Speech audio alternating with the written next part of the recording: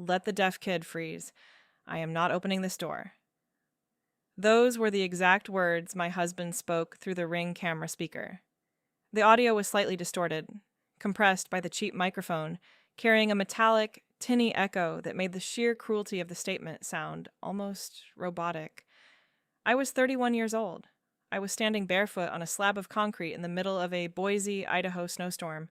The temperature had plummeted to -4 degrees, but with the wind chill howling off the foothills, it felt like standing inside a blast freezer. The air didn't just feel cold. It felt violent. It felt like tiny, invisible razors slicing across the exposed skin of my calves and face. I was wearing nothing but thin, faded cotton pajamas, the ones with the little white clouds on them. They offered absolutely no protection. The fabric clung to my shivering body, instantly stiffening as the moisture from my panicked sweat began to freeze. I was clutching my 4-year-old son, Leo, tightly to my chest. His weight felt impossibly heavy, deadened by his own physical exhaustion. My boy was turning blue. I could see it in the dim, harsh yellow glare of the porch light. The edges of his lips were a terrifying shade of violet, his skin translucent and pale, like skim milk. He was having a severe, life-threatening asthma attack. His tiny chest was violently pulling in under his ribs with every desperate attempt to draw air, a medical crisis known as retractions. The sound he made was a tight, high-pitched, agonizing whistle that vibrated against my own collarbone where his head rested. And my husband, the man who had vowed to protect us, had just looked me dead in the eyes through the frosted glass of our front door, smiled a flat, empty smile, and locked the heavy brass deadbolt from the inside. The mechanical click of that lock sliding into place is a sound that will echo in the darkest corridors of my nightmares until the day I die. 3 agonizing hours later, a young, exhausted-looking triage nurse at St. Luke's emergency room walked over to the plastic chair where I was sitting. The ER smelled intensely of industrial bleach, stale coffee, and the sharp, metallic tang of iodine. The fluorescent lights overhead buzzed with a low, relentless hum that made my skull throb. "Mrs. Caldwell?" the nurse asked softly, her rubber-soled shoes squeaking against the polished linoleum. "He's stabilized. The albuterol and steroids are opening his airways. He's sleeping now." I let out a breath. I felt like I had been holding for an eternity. My lungs burned. My bare feet, which had been wrapped in thick thermal hospital socks, throbbed with the painful, prickling heat of returning circulation.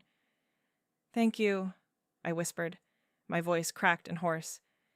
"Can I see him?" "In just a moment.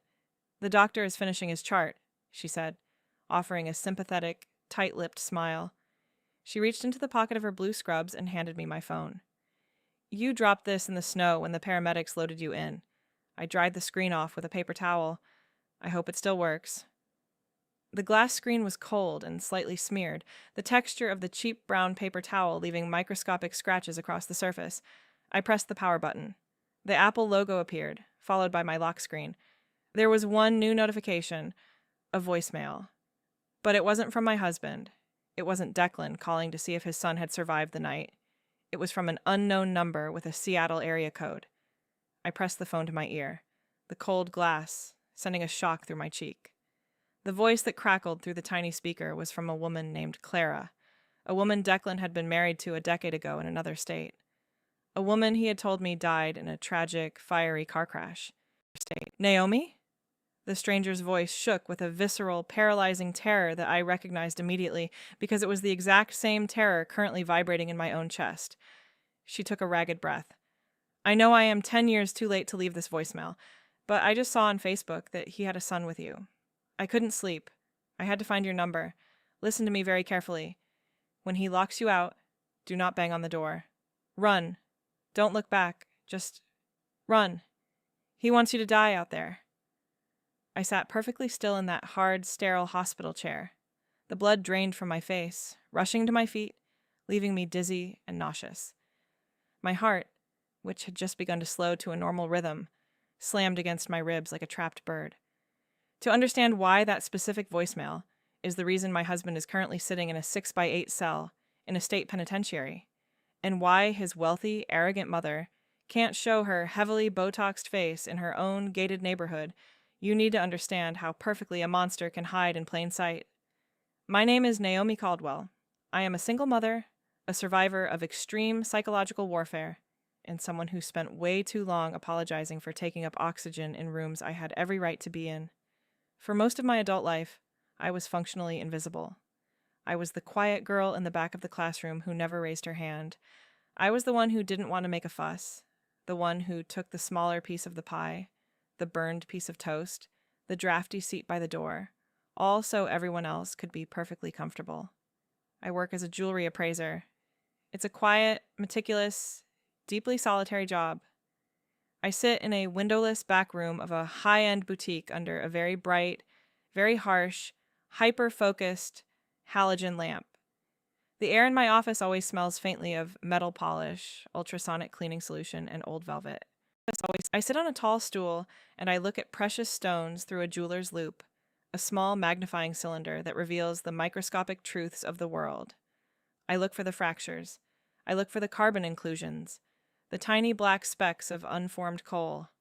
I look for the feathers, the clouds, the pinpoint flaws that tell you a 2-carat diamond isn't nearly as flawless as the slick, smiling salesman on the showroom floor claims it is. You might think that's why I caught my husband. You might think my professional, trained eye for microscopic detail is what saved my life. You'd be wrong. My job didn't save me. What saved me was a deeply ingrained human quality. A stubborn, quiet, relentless patience that loud, arrogant people almost universally mistake for weakness. I am a vault. I do not forget. I remember every single word people say to me, every specific date, every passing contradiction, every tiny, seemingly insignificant slip of the tongue. I don't argue in the heat of the moment. I don't throw tantrums. I just file the data away in the dark, silent cabinets of my mind. I didn't know it then, but this psychological habit would literally save my life. That detail about my memory? Remember it. It becomes the weapon that destroys him later. I grew up in a loud, chaotic, deeply unsettled house. I had 3 older brothers who communicated entirely through shouting and physical violence. My father worked on offshore oil rigs in the Gulf. He smelled of crude oil and Old Spice, and he was gone 8 months of the year. When he was home, his temper was a lit fuse. My mother was a frail, anxious woman who was always entirely too tired, too overwhelmed, or too medicated to notice if I had eaten dinner or finished my homework. I practically raised myself in the shadows of their noise. But I had my grandmother. My grandmother was a tough, leather-skinned, deeply cynical woman who had survived 2 terrible, abusive marriages. And she spent her evenings sitting on a creaky wooden swing on her back porch, smoking generic menthol cigarettes while watching the neighborhood's stray cats brutally fight over scraps in the alley. Her porch always smelled of damp earth, mint tobacco, and old rain. She didn't offer warm, comforting hugs. She didn't bake cookies. She offered cold, hard survival tactics. She had this one specific phrase she used whenever my mother would sit at her kitchen table, crying into a tissue, complaining about my father's explosive temper. My grandmother would take a long, slow drag of her cigarette, the paper crackling in the quiet night. She would exhale a thick cloud of gray smoke into the humid air, look at my mother with eyes as hard as flint, and say, "A snake shedding its skin is just a bigger snake, Mary. Stop acting surprised when it bites you." I didn't fully understand the profound, terrifying truth of what she meant until I met Declan. I met him on a random, aggressively mundane Tuesday in November. I was sitting at a corner table in a small independent coffee shop in downtown Boise. The windows were fogged with condensation. The air was thick with the rich, bitter scent of roasting espresso beans and steamed milk. I was reading a battered paperback thriller, nursing a lukewarm black tea that I had been stretching out for 2 hours. The bell above the door chimed. He walked in, bringing a rush of freezing winter air with him. He was shaking snow off the shoulders of a very expensive-looking, tailored charcoal wool peacoat. He smelled of cold wind and a sophisticated, subtle cologne, cedarwood and bergamot. He stepped up to the counter and ordered a black Americano. While he waited, he turned. He looked over at me. His eyes were a striking, pale blue. He smiled, a warm, devastatingly confident smile, and walked over. Within 20 minutes, he was sitting uninvited at my small table, making me laugh harder and louder than I had in years. He was charming. God, he was so aggressively, magnetically charming. He had this intoxicating way of making you feel like you were the absolute center of gravity, like you were the only person in the crowded room. He looked at me like he was studying me, like I was the most fascinating, complex puzzle he had ever encountered. He told me he worked in commercial real estate development. He wore a heavy, silver Rolex that caught the cafe lighting. He tipped the barista 30% in cash. Looking back, with the clarity of hindsight, the warning was right there, flashing in neon red letters. I just chose to see it as a quirky, assertive personality trait. It happened during our third date. He had taken me to an upscale, dimly lit Italian place on 8th Street. The restaurant was loud, filled with the clatter of heavy silverware against porcelain and the smell of rich marinara and roasted garlic. The waiter, a nervous-looking college kid with a slight stutter, accidentally brought Declan the wrong glass of wine. It was a simple, harmless mistake. A Pinot Noir instead of a Cabernet. Declan didn't yell. He didn't throw his napkin. He didn't make a loud public scene. But the temperature at our table physically dropped. His posture stiffened. His voice dropped an entire octave, losing all of its previous warmth, and he leaned in across the white linen tablecloth, staring the young waiter dead in the eyes with a terrifying, unblinking intensity. "I asked for the Cabernet," Declan said, his voice entirely flat, devoid of any human empathy. I'm so sorry, sir," the waiter stammered, his face flushing crimson. "I must have misheard you over the music. I'll take this right back to the bar." Declan didn't break eye contact. He didn't let the kid off the hook. "I didn't ask what you misheard. I asked for the Cabernet." Are you incapable of remembering a single, simple word, or do you just actively enjoy wasting my time? "Declan," I interjected softly, feeling a hot prickle of embarrassment on the back of my neck. "It's fine, really, it's just a mix-up." Declan held up a single finger toward me, silencing me without looking at me. "It is not fine, Naomi. It's about basic competence." He turned his dead eyes back to the waiter. "Take it away. And bring me the manager. I'm not paying for your stupidity." The waiter practically sprinted away, his hands shaking so badly the wine sloshed over the rim of the glass. The second the kid was out of sight, Declan instantly turned back to me. The harsh lines of his face dissolved. His eyes crinkled. His face miraculously transformed back into that bright, warm, intoxicating smile. "Anyway," he said cheerfully, picking up his fork, "you were saying about your brother's new job in Texas?" I sat there, my stomach tied in a cold knot. I told myself it was nothing. I told myself he was just a high-powered businessman who expected high-quality service. It wasn't nothing. It was the snake unhinging its jaw, showing me exactly how large, sharp, and venomous its fangs were. But I willfully ignored it. I was so profoundly lonely. I wanted a family. I wanted the beautiful house, the picket fence, the illusion of safety. We got married 18 months later in a lavish ceremony his mother paid for. We bought a beautiful, sprawling 4-bedroom craftsman house in the North End with a wraparound porch, original oak floors, and a massive backyard lined with mature elm trees. We were so happy. God, we played the part of the happy couple so flawlessly. And I had absolutely no idea what he was doing behind my back, in the dark, every single one of those days. 2 years into our picture-perfect marriage, I had Leo. The pregnancy was difficult, and Leo was born prematurely at just 32 weeks. He spent 5 terrifying weeks in the neonatal intensive care unit.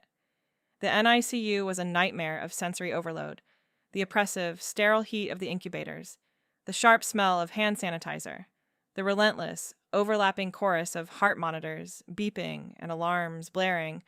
Through it all, Leo was tiny, fragile, and to me, absolutely perfect. When Leo was 2 years old, the pediatrician noted he wasn't hitting his speech milestones. He wasn't babbling.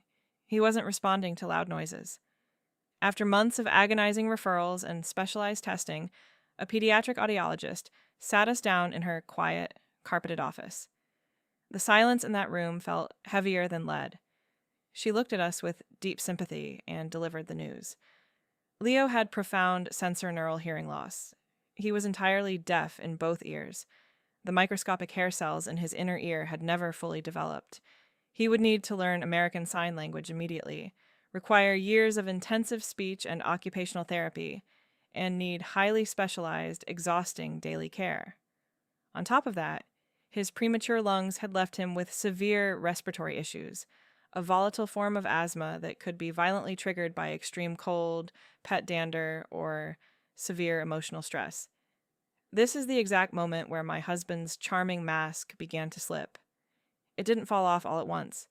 Monsters don't usually introduce themselves by kicking down the front door with a roar.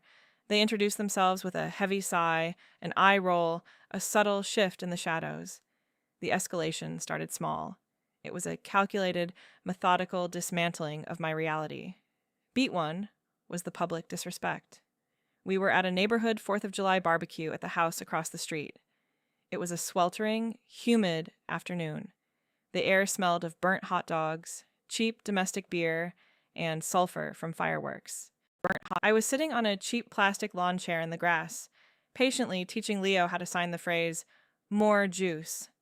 Leo was giggling, his little, uncoordinated hands clumsily mimicking my movements, his eyes bright with the joy of communication. Declan walked over with a group of his neighborhood friends, including a loud, obnoxious guy named Mark.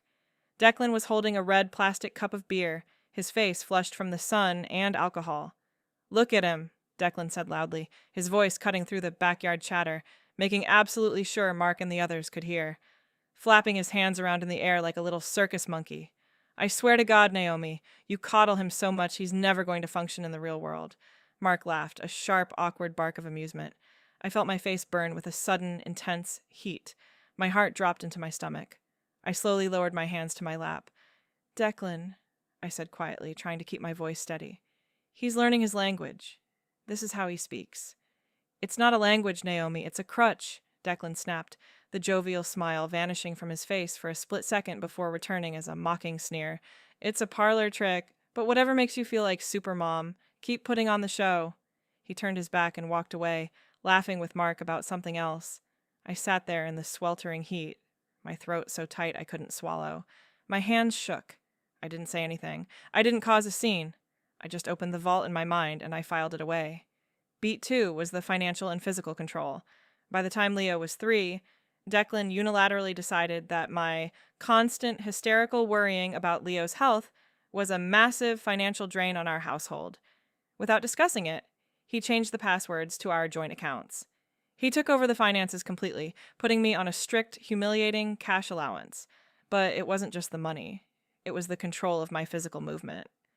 One crisp morning in late October, the air smelling of dying leaves, I was frantically getting ready to take Leo to a crucial specialist appointment with a pulmonologist across town.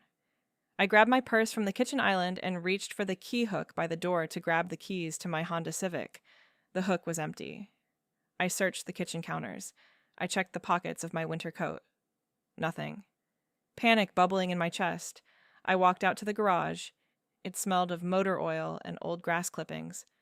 I found Declan standing by his meticulously clean SUV, calmly wiping down his expensive golf clubs with a microfiber towel.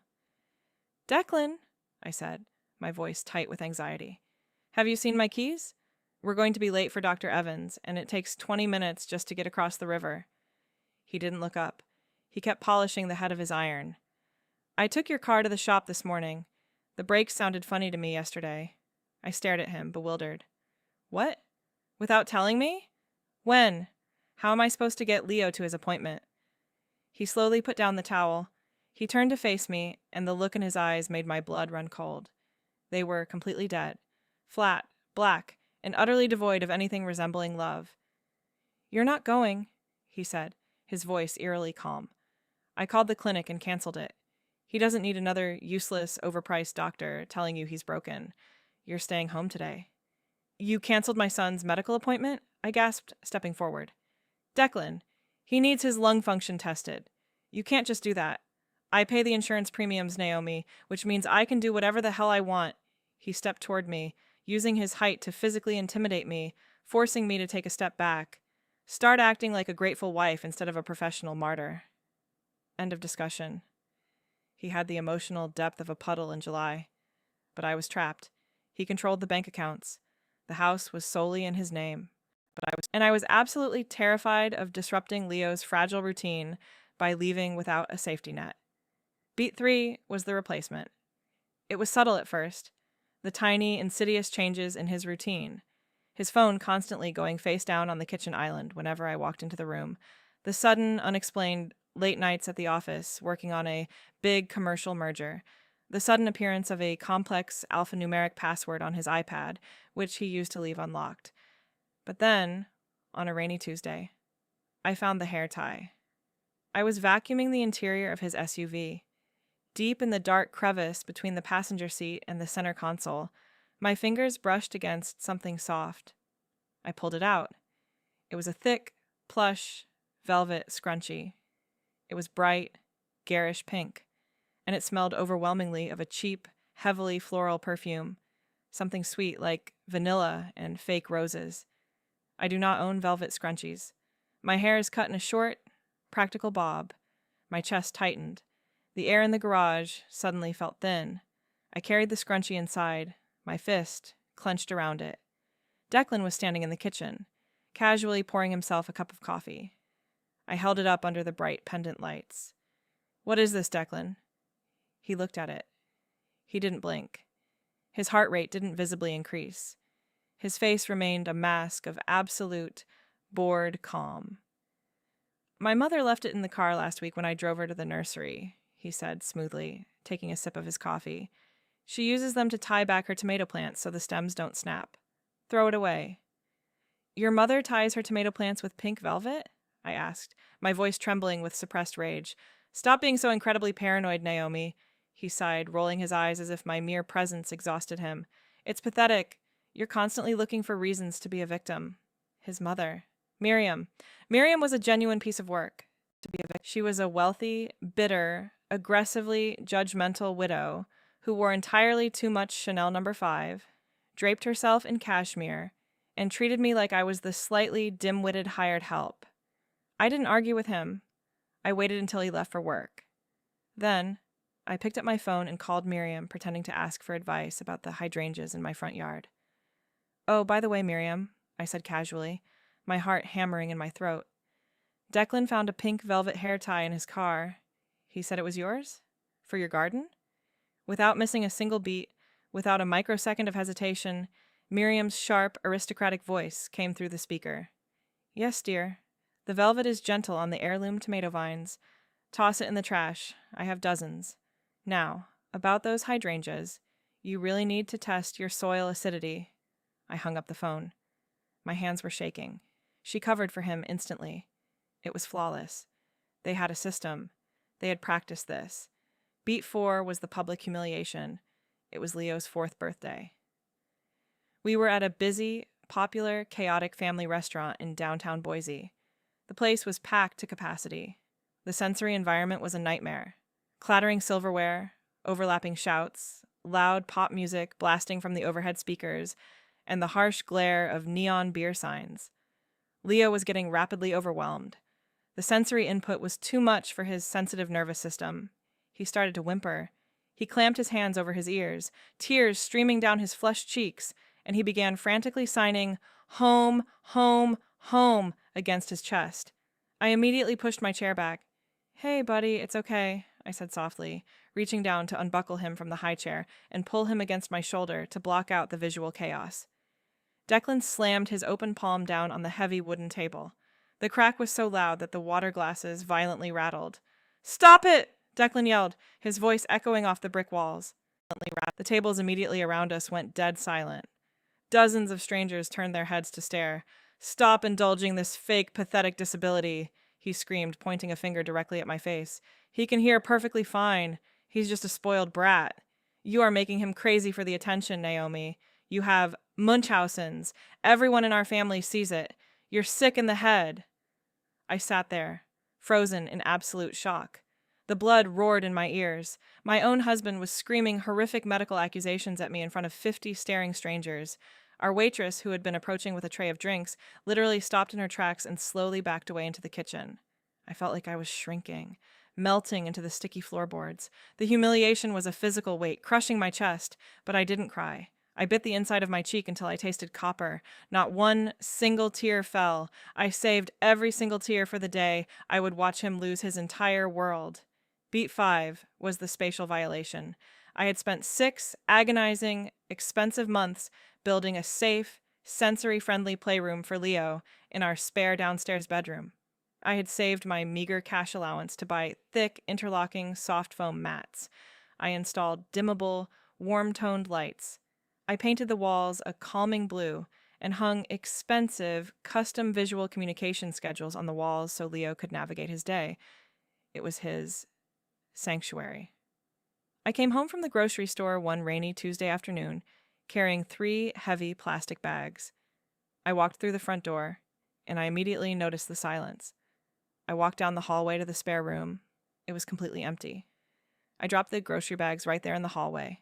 A plastic gallon of milk ruptured, spilling a massive white puddle across the expensive hardwood floor. I didn't care. I ran frantically to the garage. All of Leo's soft mats, his specialized wooden toys, his expensive visual boards, his beanbag chair, they were all violently piled in a haphazard, careless heap next to the greasy trash cans. Some of the boards were snapped in half. I ran back inside. Declan was standing in the center of the empty room, holding a yellow measuring tape, casually jotting down numbers on a notepad. "What did you do?" I screamed, my voice cracking. "What did you do to his room?" "I'm turning this into a home office," he said casually, not even bothering to look at me. "The kid can play in his own bedroom upstairs. I'm tired of the bottom floor of my house looking like a cheap special ed clinic." "That is his safe space, Declan. He needs those mats for his occupational therapy. He needs to learn how to live in the real world," Declan snapped, turning his cold eyes on me. "Clean up the milk in the hallway before it ruins the wood. You're acting hysterical again." Beat 6 was the ally attack. Miriam came over the very next day. Declan was supposedly at work. She let herself in with her spare key, bringing that suffocating cloud of Chanel No. 5 with her.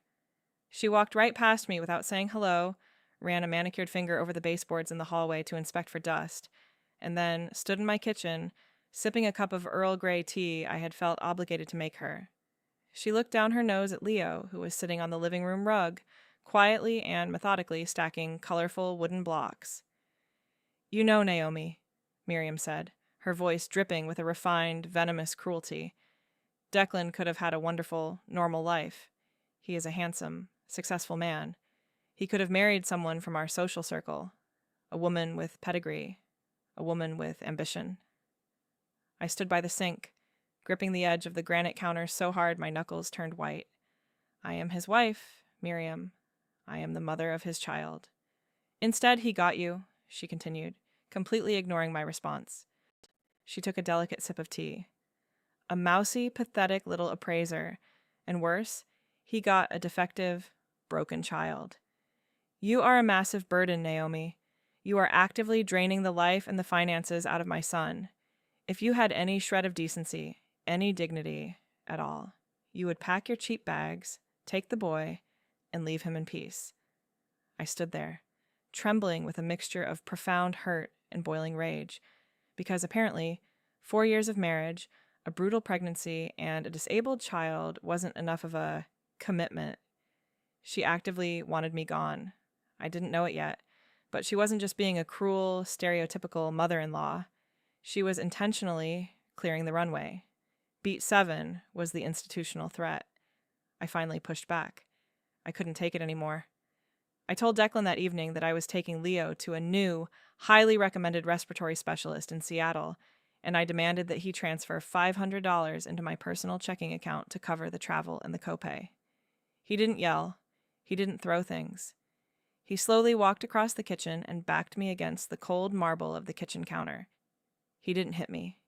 He was far too smart, far too calculating to ever leave a physical mark that a police officer could photograph. Instead, he placed his hands on the counter on either side of my hips, trapping me. He leaned in so close. I could smell the bitter, stale coffee on his breath and see the tiny, broken red blood vessels in the whites of his eyes. "You try to take $1 single out of my accounts," he whispered, his voice a terrifying, raspy hiss, "and I will call Child Protective Services." My breath hitched. "You wouldn't." "I will tell them you are medically abusing him." Declan smiled, a cold, predatory baring of teeth. "I will tell them you have Munchausen's. I will show them your internet search history. I will tell them you're crazy, Naomi." And who do you think they are going to believe? The wealthy, successful, upstanding businessman, or the hysterical, unemployed, emotionally unstable mother of a deaf kid? I will take him from you. I will strip your custody, and I will put him in a cold, sterile state facility. Try me. Beat 8. The isolation and sabotage. 2 weeks later, desperate to keep Leo's development on track, I used my meager savings to hire a private ASL tutor. Her name was Sarah. She was a bright, profoundly deaf college student from the university. I scheduled her to come to the house on a Wednesday afternoon, knowing Declan usually played golf until dusk. Sarah arrived at 3 p.m. She was sitting on the living room floor, smiling brightly, showing Leo the sign for butterfly, her hands fluttering beautifully in the air. Leo was beaming, mimicking her flawlessly. For the first time in months, my house felt warm. At 3:15 p.m., the heavy front door swung open violently. Declan marched in, his face dark like a thundercloud. He had come home early. He took one look at Sarah, then looked at me. "What the hell is this?" he demanded, throwing his briefcase onto the armchair. "Declan, this is Sarah," I said, my voice trembling, stepping between him and the girl. "She's an ASL tutor. I paid for her with my own money." Declan marched right up to Sarah, who was hastily standing up, sensing the immediate violent shift in the room's energy. "Get out!" Declan pointed at the door, his voice booming. Sarah looked at me, her eyes wide with confusion and fear. She signed something quickly to me. "Is he angry?" "I said get the hell out of my house," Declan roared, stepping aggressively into her personal space. "I don't want your freak hand-waving in my home. Get out before I call the police and have you arrested for trespassing." Sarah scrambled to grab her backpack. She practically ran out the front door, crying. Declan slammed the door behind her so hard, the framed photos on the wall rattled. He turned to me, his chest heaving. "You will never bring another one of those freaks into my house again. You are entirely cut off, Naomi. You have no friends. You have no support. It's just you, me, and the boy. Do you understand me?" He was systematically destroying my village. He was building an invisible prison around me, brick by agonizing brick. Beat 9. The absolute cruelest moment. The breaking point. It was late January. Boise was getting battered by a massive, historic winter storm. The local news anchors were frantically telling everyone to stay off the roads, warning of black ice and zero visibility. The temperature had dropped to -4 degrees. The wind howled through the chimney like a dying animal. At 2 a.m., I was jolted awake by a sound from the baby monitor on my nightstand. It was Leo. He was wheezing. It was the terrifying, unmistakable sound every asthma parent dreads to the core of their soul, a tight, high-pitched, desperate whistle. I threw off the heavy duvet. I sprinted down the hallway to his room. Leo was sitting up in his bed, his eyes wide with blind panic. His chest was pulling in sharply under his ribs. His lips were already losing their pink hue. "Okay, baby. Okay, Mommy's here," I said, my heart hammering against my ribs. I picked him up and ran to the master bathroom to get his emergency albuterol inhaler from the medicine cabinet. I threw open the mirrored door. The middle shelf, where the bright red inhalers always sat, was completely empty. "No, no, no," I muttered frantically. I threw open the vanity drawers, tossing toothpaste and bandages onto the tile floor. Empty. I ran downstairs to the kitchen, carrying Leo, who was now fighting for every single breath. I checked the red emergency medical bag I kept explicitly hooked by the back door. Gone. Every single inhaler was gone. I spun around. Declan was standing at the bottom of the stairs in the dark hallway. He was wearing his plush, expensive navy blue robe. At the bottom, his arms were casually crossed over his chest. His face was entirely relaxed. "Where are his inhalers, Declan?" I screamed, raw panic rising in my throat, choking me. "I threw them away," he said calmly, as if we were discussing taking out the recycling. "They expired." He doesn't need them anyway. He's faking it, Naomi. He's just breathing hard for attention. You trained him to do this. He is turning blue, Declan. He cannot breathe, I yelled, tears of absolute terror blurring my vision. I grabbed my cell phone from the kitchen counter to dial 911. I looked at the screen. No service. The massive blizzard had knocked out the local cell towers in our immediate area. The only way I had ever been able to get a signal during an outage was to step out onto the front porch, clear of the heavy metal roof of the house. I didn't have time to think. I didn't have time to run upstairs and grab a heavy winter coat. I didn't have time to lace up snow boots. I was wearing only my thin cotton pajamas. I grabbed Leo, holding his spasming body tight to my chest.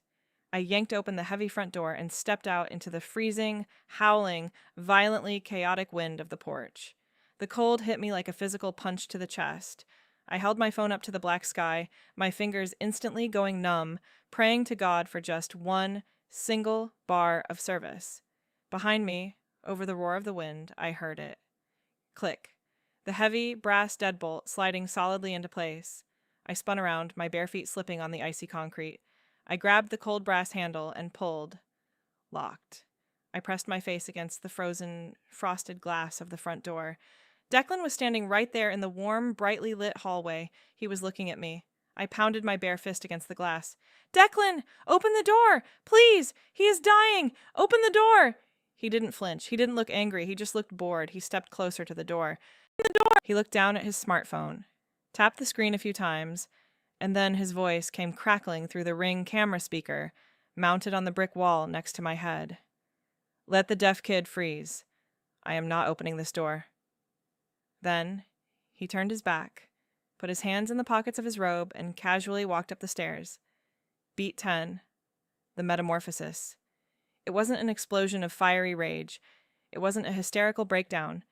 It was a quiet, profound, intensely cold, internal click deep inside my brain. It was the exact moment the frightened, apologetic, invisible girl died, and a cold-blooded, calculating strategist was born. My bare feet were literally burning against the ice, the skin beginning to stick to the frozen concrete. Leo's lips were now a terrifying, dark shade of purple. His chest heaved with diminishing strength. I didn't waste another millisecond banging on that locked door. I didn't waste my breath screaming at a monster. I ran. I ran across the snow-covered front lawn. The jagged crust of the ice sliced into my bare soles, leaving a trail of dark blood droplets in the pristine white snow. The wind ripped through my thin pajamas, freezing the tears to my cheeks. I ran to the house next door. An elderly widow named Mrs. Gable lived there. I threw myself against her heavy oak door, pounding on it with bloody, frozen fists. I screamed her name until my vocal cords tore. A light flicked on. The door opened. Mrs. Gable, wrapped in a quilt, took one horrified look at my blue child and my bleeding feet, and she violently pulled us inside into the warmth. Her house smelled of mothballs and peppermint. She had an old-school copper wire landline. She dialed 911. The ambulance arrived 12 agonizing minutes later, their heavy snow chains violently clanking against the icy asphalt. The paramedics burst through the door. They immediately strapped a tiny pediatric oxygen mask over Leo's face and administered a massive dose of albuterol via nebulizer right there in Mrs. Gable's driveway. As they loaded us into the back of the freezing, brightly lit ambulance, I looked back at my house through the swirling snow. The lights were completely off. The house was dark. Declan was sleeping perfectly soundly. 2 hours later, we were in the ER. Leo was finally stabilized, deeply asleep in a metal hospital crib, a clear plastic oxygen tube taped securely to his tiny, pale face. His chest was rising and falling with a steady, beautiful rhythm. That is when the nurse handed me my dried-off phone. The cell service had finally reconnected in the downtown grid, and that is when I listened to the voicemail from Clara. When he locks you out, do not bang on the door. Run! He wants you to die out there. I sat in that sterile hospital chair, listening to the scratchy, terrified voice of a woman I had never met. Clara, his first wife. The woman he had tearfully told me had tragically died in a horrible car accident 3 years before we met. She wasn't dead. She had survived him.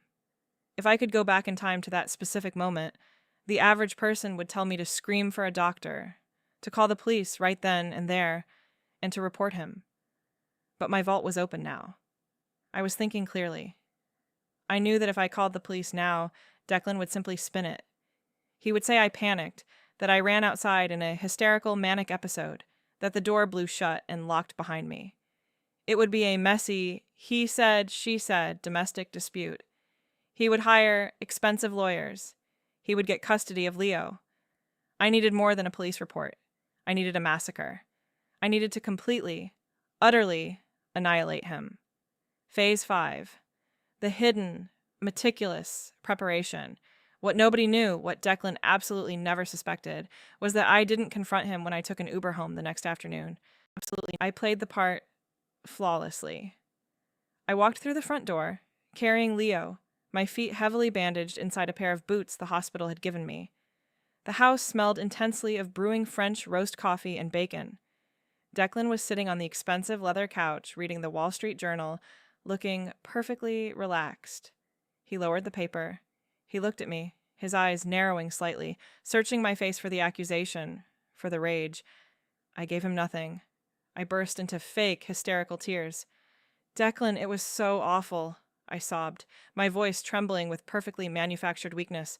I panicked. I couldn't find the inhalers, and my phone had no service. I ran outside to get a signal, and the wind just blew the heavy door shut behind me. The deadbolt must have caught. I was locked out. I was so incredibly scared, Declan. Thank God Mrs. Gable was awake. He studied my face in the silence of the living room. He was a predator, looking for a trap. But when he didn't find one, when he saw only the broken, pathetic wife he had spent 4 years creating, his broad shoulders relaxed. He bought it completely. He genuinely believed I was too stupid, too deeply traumatized, or too beaten down by his gaslighting to realize what he had actually done. You have to be so much more careful, Naomi, he said softly, putting down his coffee mug, his voice dripping with fake paternal concern. You panicked. Your anxiety almost got my son killed last night. You really need to speak to a psychiatrist about these episodes. I nodded meekly. I looked down at the floor. I played the broken, submissive wife. And then, the second he left for the office, I went to work. My grandmother always told me, count the exits before you sit down at the table. I needed to find every single exit Declan had built for himself, and I needed to board them up. My secret weapon wasn't a high-priced divorce lawyer. It wasn't my job. It was my relentless, obsessive memory, and my absolute refusal to leave a single stone unturned. I opened the mental vault. I scanned back through 4 years of conversations. I remembered a fleeting, angry comment from 3 years ago. Declan had complained bitterly about his old iPad, the one he claimed he had lost in an airport lounge during a business trip to Seattle. But I remembered something else. I remembered seeing a flash of silver metal shoved deep under the spare tire in the trunk of his SUV months later when I was looking for the jumper cables. I walked out to the freezing garage. I popped the trunk of his spotless SUV. I pulled up the heavy carpeted floorboard. I pulled out the jack. I unscrewed the heavy black plastic mount holding the spare tire in place. I lifted the heavy rubber tire, and there it was, wrapped tightly in a thick, waterproof plastic grocery bag. His old iPad. I took it inside to the kitchen. It was completely dead. I plugged it into the wall charger. I sat at the island, my heart beating a slow, steady, rhythmic drum in my chest. 10 minutes later, the screen flickered to life. The battery icon slowly filled with red. When it finally booted up, the screen prompted me for a 4-digit passcode. I didn't guess his birthday. I didn't guess our wedding anniversary. I didn't guess his mother's birthday. He was too arrogant for that. I remembered the night at the Italian restaurant, the terrified waiter he had verbally destroyed, the Pinot Noir, the exact date of that dinner. October 14th, I typed 1014. The screen unlocked. It was synced to a burner Apple ID account. I opened the iMessage app. What I found inside was an archive of messages that made my blood run absolute, freezing ice. There were hundreds of texts, a continuous, horrifying chain of conversation between Declan, his mother Miriam, and a contact saved simply as C, Chloe, the owner of the pink velvet scrunchie. I sat at my kitchen table, the afternoon sun streaming through the windows, reading the meticulously planned blueprint of my own murder. Chloe, November 12th. Is she still whining about the kids' ears? I'm so sick of hiding, Deck. You promised me by Christmas. Declan. Every single day. I can't take the noise anymore. I need out. Miriam, December 4th. If you simply divorce her, she gets half the house, Declan, and you will be paying massive child support for that defective boy's medical bills for the rest of your life. Don't be stupid. Use the policy. Be patient. The policy. My hands didn't shake. I scrolled back through his email app. I searched the word policy. 3 months ago, Declan had secretly taken out a massive life insurance policy on both me and Leo. It was a comprehensive accidental death policy. The total payout, in the event of a tragic accidental death, was exactly $1.2 million. And then I found the texts from the night of the blizzard. The texts he sent while I was standing on the freezing porch, bleeding, begging for my child's life. Chloe, 2:14 a.m. Did you do it? Is she out there? Declan, 2:16 a.m. Inhaler is in the trash. Doors are locked. Policy pays out $1.2 million if they both freeze. It's -4 out there right now. Won't take long. Chloe, 2:18 a.m. God, December. What if she breaks a window? What if she gets back in? Declan, 2:20 a.m. She won't. She's far too weak. She's a coward. She'll just cry on the porch until she passes out. I didn't cry. I didn't scream. I felt a cold, absolute, terrifying calm wash over my entire body. I was no longer a wife. I was an executioner. I took my own cell phone. I systematically photographed every single screen, every date stamp, every single word. I backed the high-resolution photos up to an encrypted cloud drive. I sent copies to a secure, newly created email address. I went to the local library, printed physical color copies of every screenshot, and hid them in a bank safety deposit box that Declan didn't even know existed. Then I went to the Ring camera app on my phone. I found the archived footage from 2:14 a.m. I downloaded the raw audio file of him saying, "Let the deaf kid freeze. I am not opening this door." I waited. I gathered our joint bank statements. I documented every single time he left the house to see Chloe. I reached out to Clara, the terrified first wife, and convinced her to write a sworn, notarized legal affidavit detailing exactly how he had tried to trap her in a house fire 10 years ago to collect a smaller $200,000 policy. I built an impenetrable steel fortress of evidence. I stayed in that house with him for 3 more agonizing months. I cooked his favorite dinners. I washed and ironed his expensive shirts. I smiled at him across the dinner table.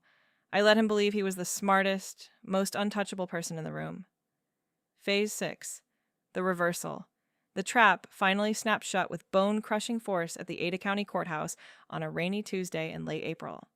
I had quietly, secretly filed for emergency sole custody and a domestic violence protective order, while simultaneously handing my massive binder of evidence over to a seasoned police detective who specialized in major insurance fraud and attempted homicide. The family court hearing was just the appetizer. The courtroom was old, paneled in cheap, scuffed oak. Dust motes floated lazily in the shafts of gray morning light cutting through the high windows.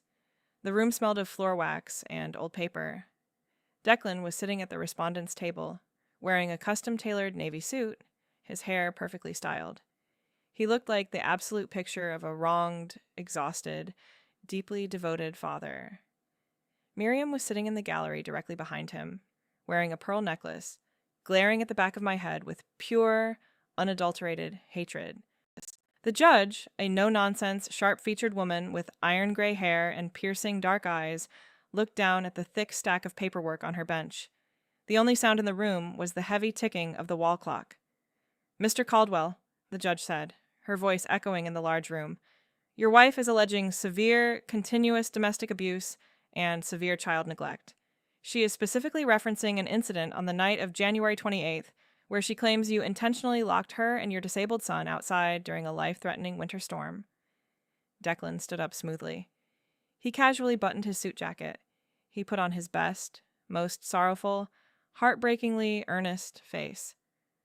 "Your Honor," Declan said, his voice thick with perfectly calibrated fake emotion, "this breaks my heart. My wife, Naomi is deeply unwell. She suffers from severe postpartum anxiety and, frankly, undiagnosed Munchausen syndrome by proxy. On that night, she had a terrifying psychotic break. She grabbed our sick son and ran out into the snow in her pajamas. I was dead asleep upstairs. I didn't even know they were gone until the hospital called me hours later. I love my son more than life itself. I would never, ever hurt him. She is completely making this up in a desperate attempt to take him away from me. He sat down. He looked over at me, and a tiny, arrogant, sickeningly smug smile played at the very corners of his mouth. He thought he had won. He thought he had outsmarted the system. He thought it was just his wealthy, polished word against the hysterical, poor wife. My lawyer, a sharp, incredibly patient man named Mr. Hayes, stood up slowly. "Your Honor," Hayes said calmly, adjusting his glasses, "we would like to submit Petitioner's Exhibit D into evidence at this time.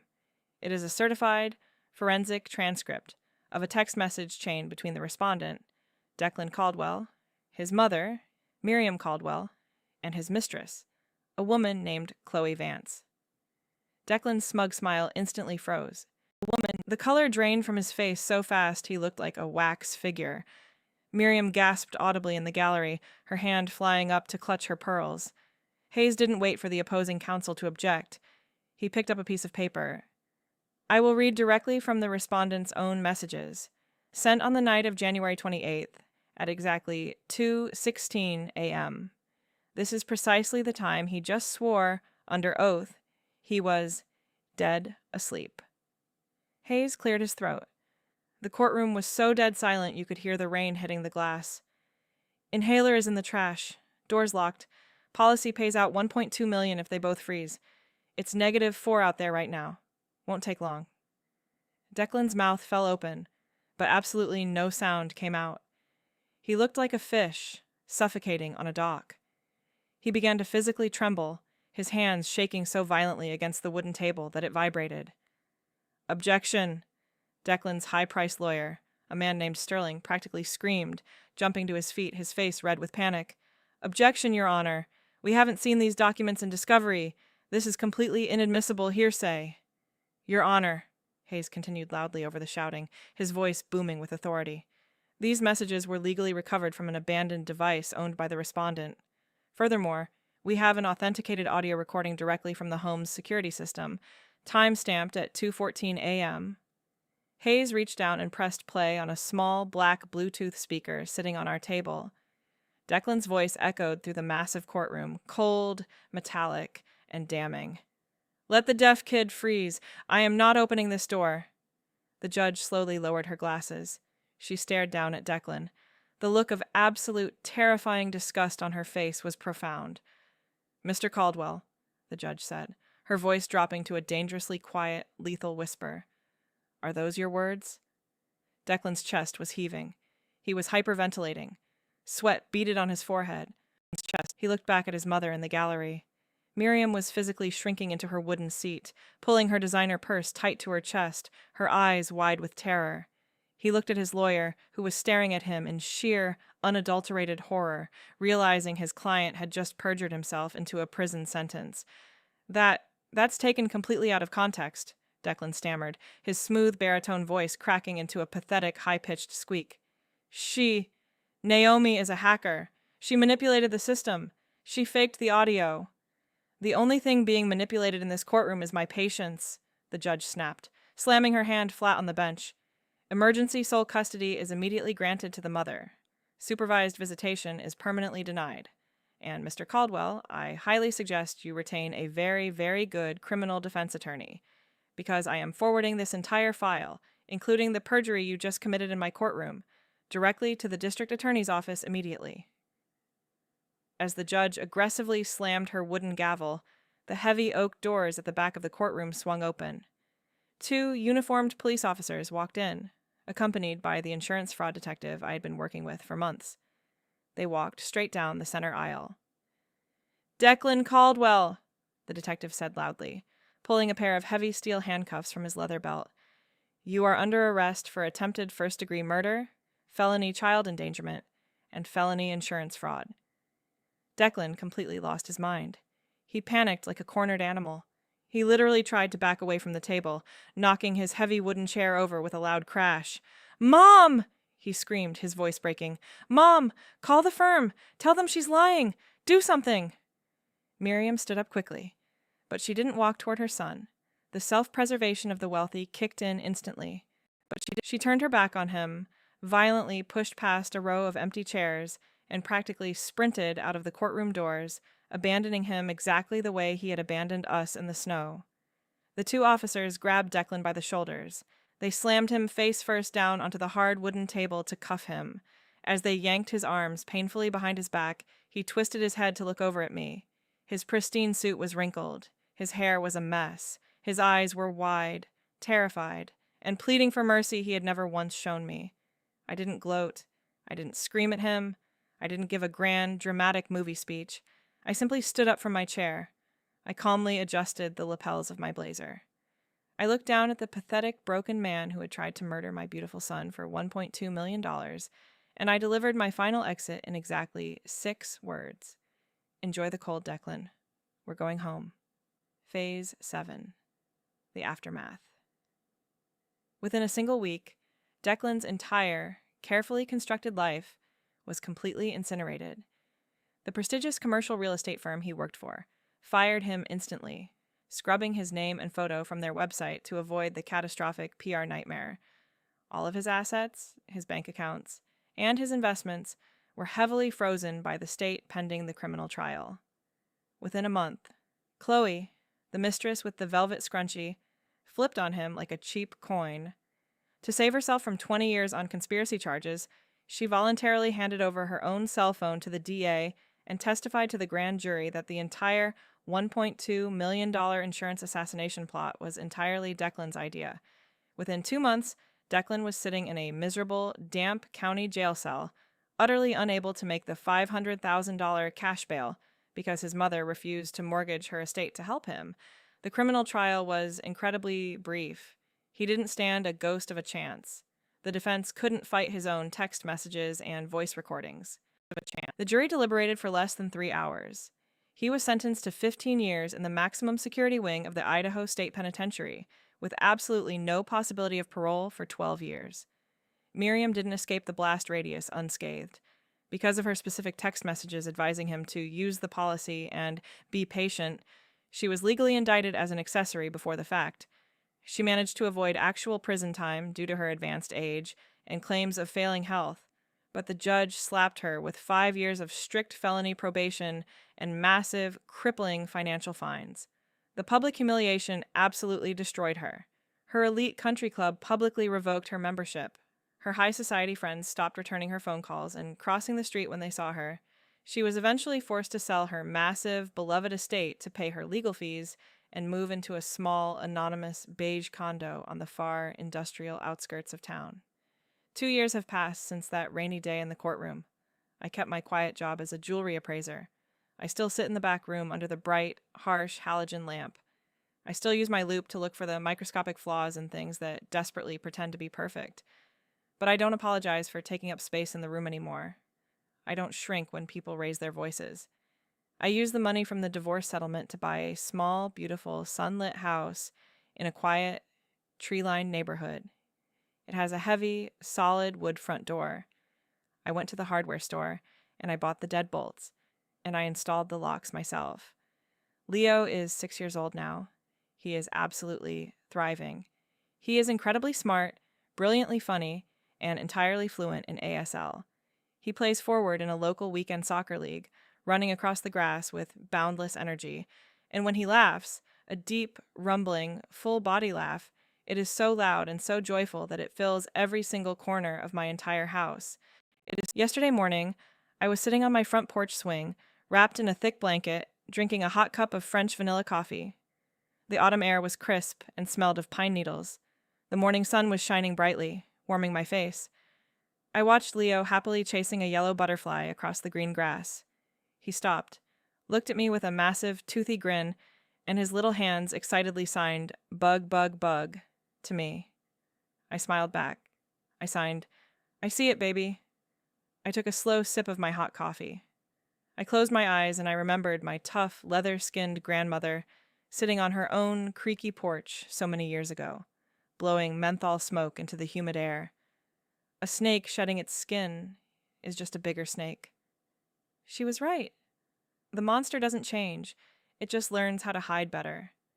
But what she didn't tell me, what I had to learn by walking through the freezing fire myself, is that if you wait long enough, if you are patient enough, and if you quietly gather enough evidence in the dark, you can cut the head off the snake entirely. And the absolute, peaceful silence that follows is the most beautiful sound in the world.